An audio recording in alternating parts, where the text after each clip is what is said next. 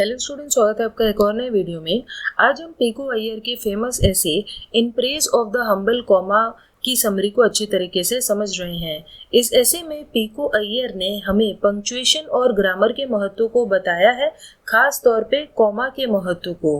और वो हमें कह रहे हैं कि हमारा कॉमा के प्रति जो एटीट्यूड है वो बड़ा गलत है और हम कॉमा को नज़रअंदाज कर देते हैं, उस पर ध्यान नहीं देते हैं, जबकि हमें उस पर ध्यान देना चाहिए।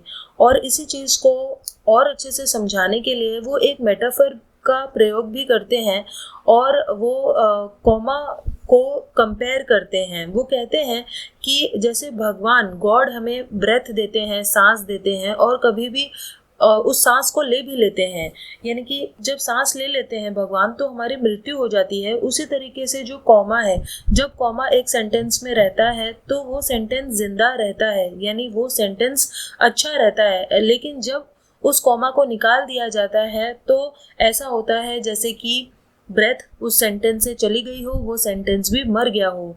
The author asserts that a comma is breath itself। तो ऑथर कहते हैं कि कॉमा ब्रेथ की तरह है।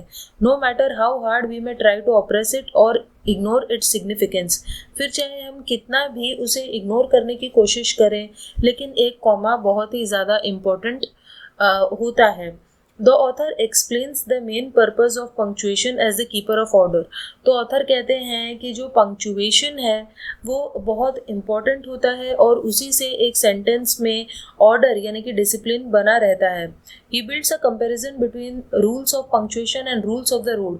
उसके बाद वो रोड के रूल्स और पंक्चुएशन के रूल्स का एक कंपैरिजन करते हैं और कहते हैं कि रोड के रूल्स तो हमें बचपन में ही सिखाए जाते हैं, तो वो हमें आते हैं, और इसीलिए वो रोड के रूल्स से पंक्चुएशन के रूल्स को कंपेयर करते हुए कहते हैं he compares a period with the unblinking finality of a red light. तो वो कहते हैं कि जो पीरियड है, फुल स्टॉप है, वो रेड लाइट की तरह है और जो कॉमा है वो एक फ्लैशिंग येलो लाइट की तरह है, और जो सेमीकोलन है वो एक स्टॉप साइन है। इस तरीके से वो पंक्चुएशन मार्क्स को सिग्नल के साइंस के साथ कंपेयर करते हैं और अपने पॉइंट को जस्टिफाई करते हैं कि कैसे पंक्चुएशन के जो रूल्स हैं वो लोगों की मदद करते हैं एक दूसरे के साथ अच्छी रिलेशनशिप बनाने में। Further, the author gives another figurative comparison of a run-on sentence and a sink piled high with dirty dishes। उसके बाद वो फिर से एक कंपैरिजन करते हैं जहाँ पे वो एक रन ऑन सेंटेंस यानी ऐसा सेंटेंस जो बहुत कैजुअली लिखा गया है बिना किसी पंक्चुएशन के, ऐसे सेंटेंस को वो एक ऐसे सिंक से कंपेयर करते हैं जहाँ पे खूब सारे गंदे बर्तन रखे हों। तो वो कहते हैं कि कैसे जैसे ही हम लोग एक गंदे सिंक को देखते हैं जहाँ बहुत सारे गंदे बर्तन रखे हों, या अनटाइडी लोगों को देखते हैं तो हमें घृणा, डिस्गस्ट की फीलिंग आती है, उसी तरीके से इस तरह के सेंटेंस को देखकर भी डिस्गस्ट की फीलिंग आती है जिसमें पंक्चुएशन ना हो।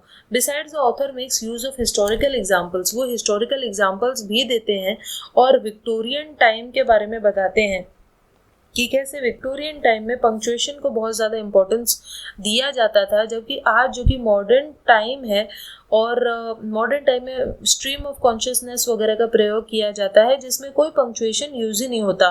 तो इस तरह के वर्क को वो पसंद नहीं करते और वो एग्जाम्पल देते हैं जेम्स जॉयस के यूलिसियस का, जिसकी जो हीरोइन है वो ऑलमोस्ट 30 पेज तक उसका मोनोलॉग चलता है बिना किसी पंक्चुएशन के। तो वो हाईली रिगार्ड करते हैं विक्टोरियन पीरियड का कि कितना अच्छा था विक्टोरियन पीरियड जब बहुत सारा पंक्चुएशन यूज़ किया जाता था, लेकिन आज मॉडर्न टाइम में कोई भी पंक्चुएशन इस्तेमाल नहीं होता। Iyer presents a multi dimensional view of the functions of punctuation in human life, society and culture. उसके बाद वो पंक्चुएशन का क्या महत्व है हमारी ज़िंदगी में, सोसाइटी में और कल्चर में, इसके बारे में बताते हैं। However, the scientist stresses that the relationship between punctuation and culture is not the final stage of the importance of punctuation। उसके बाद वो कहते हैं कि पंक्चुएशन और कल्चर का ही संबंध इतना ज़्यादा इम्पोर्टेंट नहीं जितना कि पंक्चुएशन और लोगों के बीच का संबंध इम्पोर्टेंट है, सिग्निफिकेंट है। It may be unapparent but commas and other punctuation marks rule our feelings. तो वो कहते हैं कि भले ही हम अंदाज़ा ना लगा पाएँ, लेकिन कॉमास और पंक्चुएशन मार्क्स हमारी पूरी ज़िंदगी, हमारे फीलिंग्स को रूल करता है। कैसे, इसके बारे में वो आगे बता रहे हैं। तो वो कहते हैं कि अगर हम पंक्चुएशन का इस्तेमाल ना करें तो हमारी बातों का कोई सिर पैर ही नहीं रह जाएगा, हमारी मीनिंग ही चेंज हो जाएगी। कार्डिनल शिफ्ट ऑफ मीनिंग, यानी कि पूरी मीनिंग ही चेंज हो जाएगी सेंटेंस की अगर उसमें हम पंक्चुएशन ना लगाएं तो।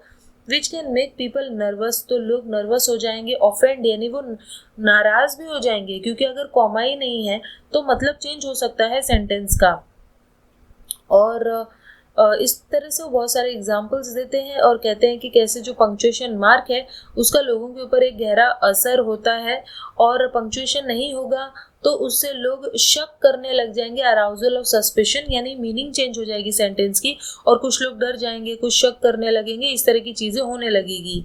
ही emphasizes the simple but valuable beauty that may be created by commas, और इसीलिए वो कहते हैं कि कॉमा लगाने से सेंटेंस की ब्यूटी कैसे बढ़ जाती है और सेंटेंस का मतलब समझने में आसानी रहती है। और वो एक मेटाफर का इस्तेमाल भी करते हैं जहाँ पर वो कॉमा को एक नेकलेस से कंपेयर करते हैं। तो वो कहते हैं कि जैसे एक नेकलेस पहनने पर एक औरत की सुंदरता बढ़ जाती है, उसी तरीके से कॉमा लगाने पर एक सेंटेंस की सुंदरता भी बढ़ जाती है। The necklace that gives an outfit quite elegance, तो वो कहते हैं कि नेकलेस पहनने से किसी इंसान का जो आउटफिट है, कपड़े हैं, वो और सुंदर लगने लगते हैं, उसी तरीके से कॉमा की वजह से सेंटेंस सुंदर लगने लगता है। The last paragraph focuses on the importance of comma again, last paragraph में फिर से वो कॉमा के इम्पोर्टेंस के बारे में बात करते हैं और कहते हैं कि अगर इस दुनिया में कॉमा नहीं होंगे तो ये ऐसा होगा मानो दुनिया से छाया चली गई हो, छाया ही ना हो। और इस तरीके से ये जो ऐसे है वो पंक्चुएशन की बहुत ज़्यादा तारीफ करता है और कहता है कि अगर हम पंक्चुएशन का इस्तेमाल करेंगे तो हम भगवानों के करीब पहुंच सकते हैं। सो आई होप आपको इस ऐसे की समरी समझ में आई होगी। सो चलिए हम मिलते हैं नेक्स्ट वीडियो में, तब तक के लिए बाय।